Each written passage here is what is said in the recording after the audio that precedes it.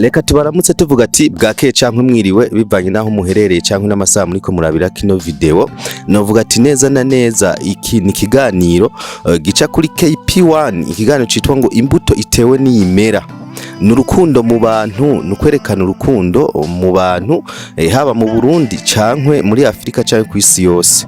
Novuga ati uno munsi tuje kuraba umumama yahora agwaye, twari tuzi ko tumusanga mu bitaro ariko uno munsi tumusanze muhira. Yagiriwe ubuntu, Imana imugirira ubuntu, ntabwo yagumye mu bitaro ariko yashitse muhira.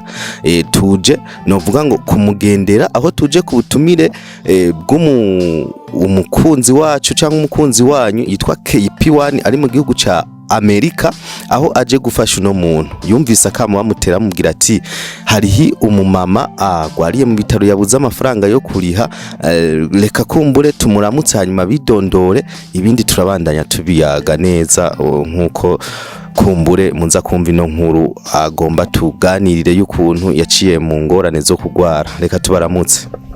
Namahoro. Mumeze neza? Yego. Twebwe twaciye mu ngorane zo mu bitaro. Oya kwanza mumba muri mitende?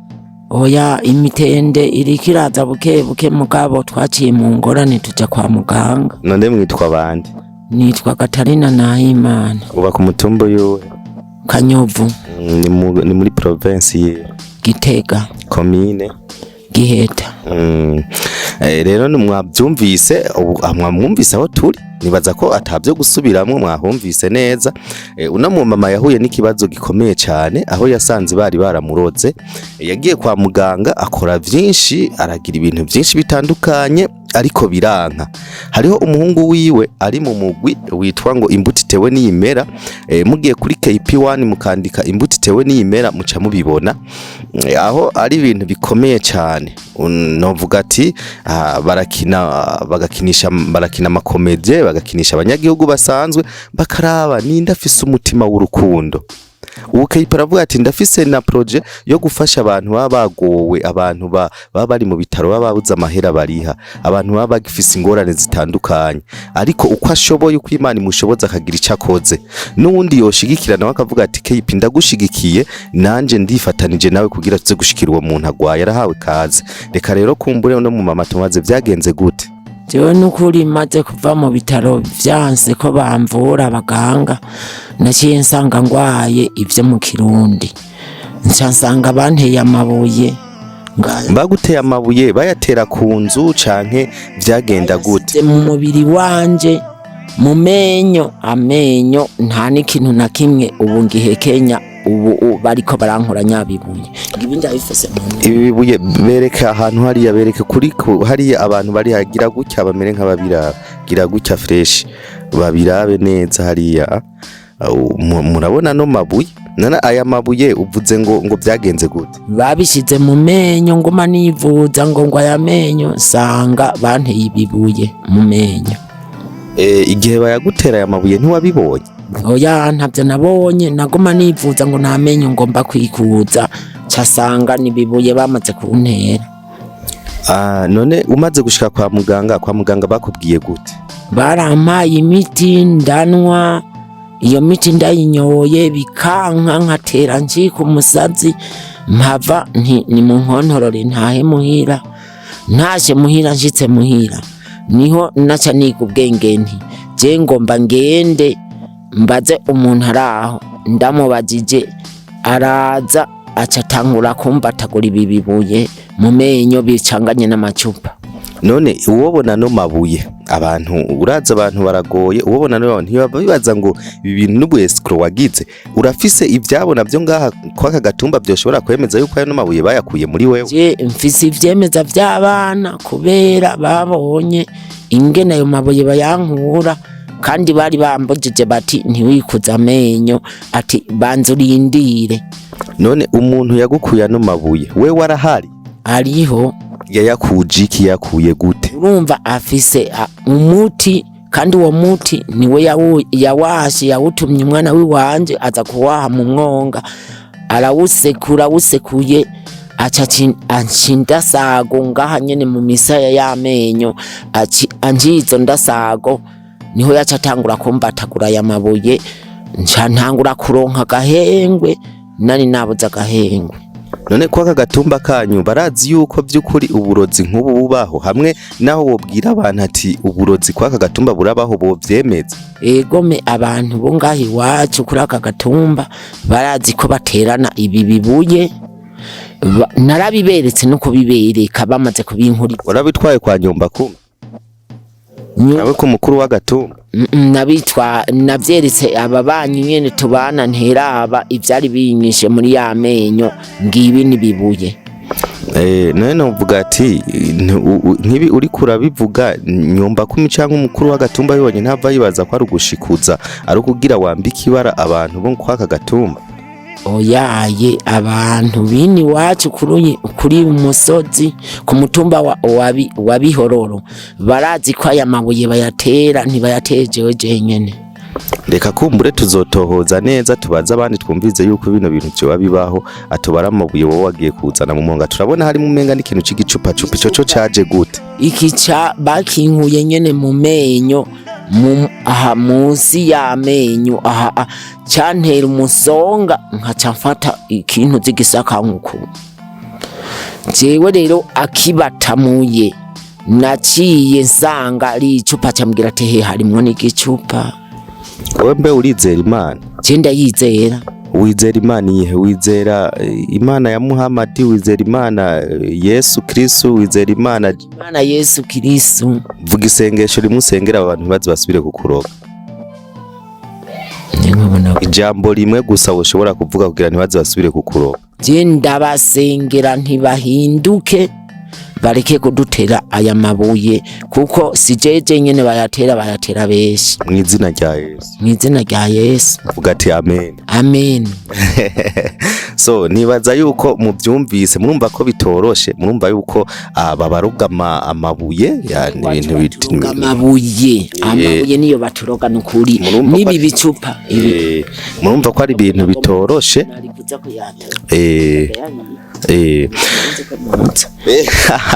Rero kwa muganga novuga ati waruheranya amafaranga yuko bagerageje bikanka. Nibaza yuko kumbure watugishika watuganirije uravuga ati yari amafaranga yobarenga nk'ibihumbi 100. Sinzi yuko mbe yararenga yari 150. Niyo nari imperanye kwa muganga. Hanyuma rero batigenda muhira twe birase urabukoreshe ingene wogira ayo menyo yawe. Jewe ntireka ngende ngiye kuyarondera mugana nani nayabuze.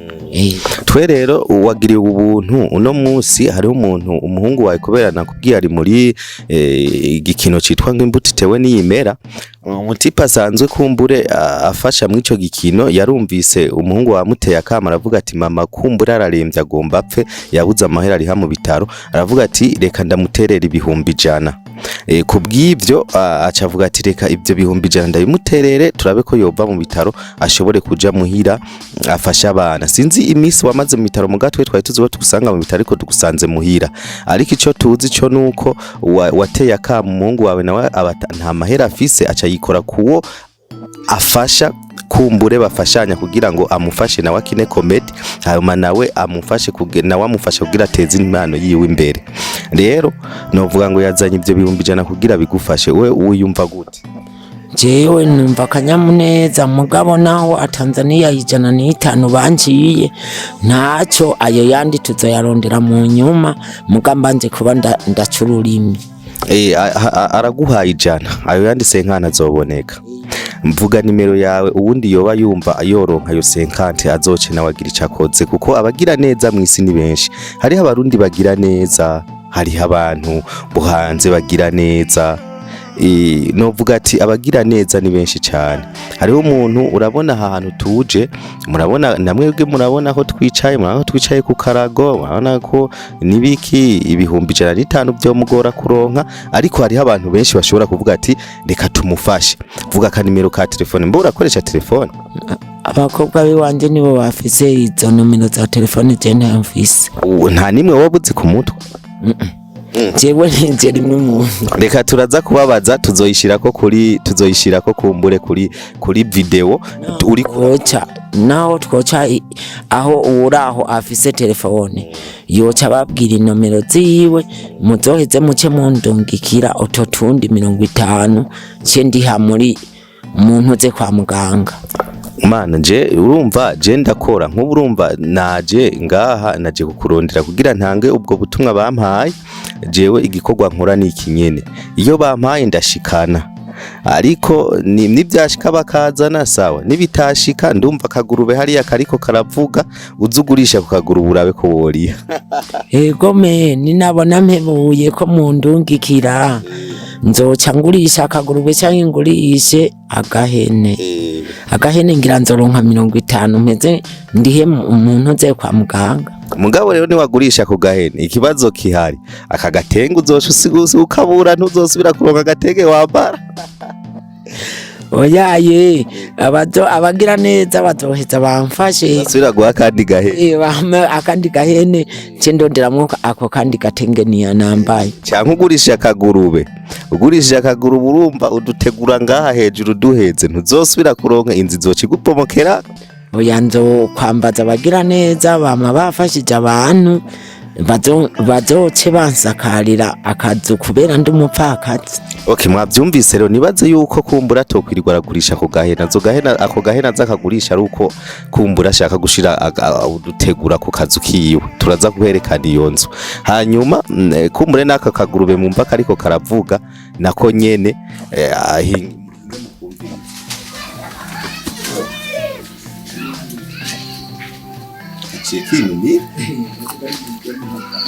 ya kanumye so kugira ntazare agurishe ako kagurube nako gahene ku byukuri mufashe kugira ngo ututumufasha iyo habavye kumbure habavye muca muvyumva kugira ngo nyene mwayumvise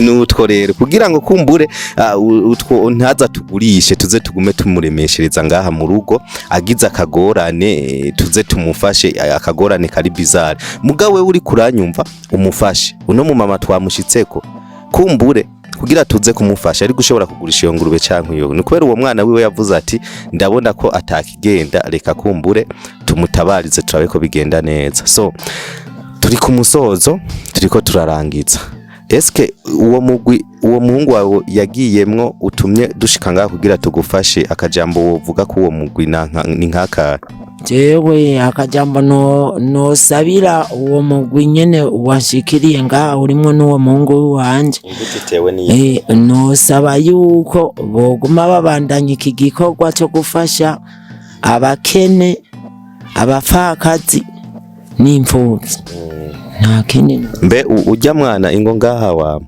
ingo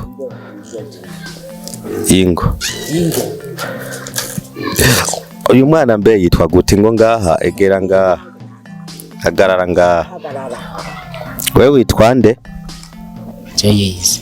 vuga izina witwa nde? Joy wiga mu wakangahe? Yakangahe? yambere yambere ubu mwana n'umwuzukuru cyane n'umwuzukuru wiwanje umukobwa yavyariye hano muhira nawe nyene muri kumwe turabana ngaha nyene okay so tudusezerera abantu bafashe kano kanya bariko baradukurikira nibaza yuko mwabonye yuko ari ibintu bidasanzwe mubandanye mubasengera mwabonye yuko babatega amabuye babatega ibintu byinshi bitandukanye murumva yuko abarozi babangamiye ariko nibaze no n'abarozi baroze umuntu bafise inyungu yiye nta na kimwe bafise urumva nuko bagutesha ubuzima ugatera uyongobera nk'ubuje naramaze kuyongobera kubera ayo mabuye nyene yarimaze mwibihe byinshi nta nyungu baronka inyungu baronka ngira ngo nivyo bimbura twebwe ntitwimbura kubera bo batumerera nabi kandi we bariko baraguhohotera wari wigereye mu zabukuru mbe ufise imyaka ingahe? Mfise 60. So wasante ni warukuze gose warusigaje nk'iyindi myaka nka 40? Nari nsigaje ya nk'imyaka 30. 40 Jana. Wine oya nta jana noshobora gushikana ntayo noshikana oya kubera ariko hariho abayirenze n'umupapa wo ngaha nyene yagiye afise imyaka 75. haciye kena gute yitavye Imana haraciye nk'imyaka 4. Ni vuba cyane ni vuba bajanye n'umusore n'umuhungu wanje nyene yarigeze mu 11. Mpore sana kweli Masha ariko haba ivy'Imana ishatse Imana yari yabishatse yarabahamagara nta kundi twe twarabishimiye Imana twari kugira gute kudaharira n'uguha oya Imana niyituma umuntu abaho kandi niyituma umuntu apfa. Yego Imana niyo ibogora umuntu nawe bugeze ku cobo ukazibonera kuzuye igusubize hejuru. Okay, reka rero tuguha ubwo butumwa hanyuma dukubite tubangura kuko amasaha ari karatujana tuja kure. Yego ngeraba nibaza yuko ngaha uri kurabibona aya n'amahera aya mafaranga ibihumbi 100 amafaranga n'ibihumbi 100 tukuzaniye kugira ngo kumbure ushobore kuzogenda kugira aho hantu kwa muganga. Yego ndayabona reka ndayaharure harura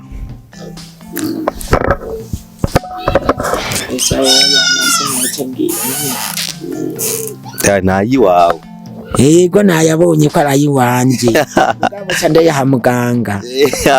Rero uvuga ati nawe uwo gufasha akaguha akamfasha akampa nkaya nyene ngira n'akazi koca amavano ahera. KP yavyumvise KP wavyumvise ko wavuze kugira ngo zumusorore aza gusorore yaransororera nkaya nyene utaja kuriha kwa muganga.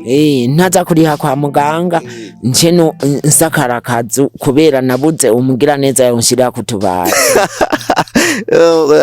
No mubihara twenza n'ukuri waraye. Murakoze cyane nibaze yuko mwabibonye turashikirije ubutumwa bwiza kandi kweri ubutumwa burakomeye cyane burakomeye ni ubutumwa bwiza nyene n'ugufasha seboni sawa. Rero nibaze yuko abantu mwadukurikiranye mwakoze kuba mwadukurikiranye akajambo kamwe ko kubasezera hanyuma duce tubasezera. Genda basezeye muragize neza na mushimire KP aguhaye amafaranga. Yego ndabashimiye jewe kuntuze ku bintu munkuye mu ngorane z'aya mafaranga yo kwa muganga mugiraho mubaho. Murakoze cyane mwumvise arabashimiye. Reka tubashimire mwebwe mwese kumbure mwariko muradukurikirana. Iki ni Ikiganiro ciswe ngo imbuto itewe n'iyimera. Imbuto itewe n'iyimera gica kuri KP1 musanzwe mumenyereye ku mbuga nyinshi cyane aho ngenda nca nkina comedy murahabona nca nkina amasinema aho nkorera ubujournaliste kuri Gitega Burundi News murahabona henshi cyane kuri Madudu Pro TV.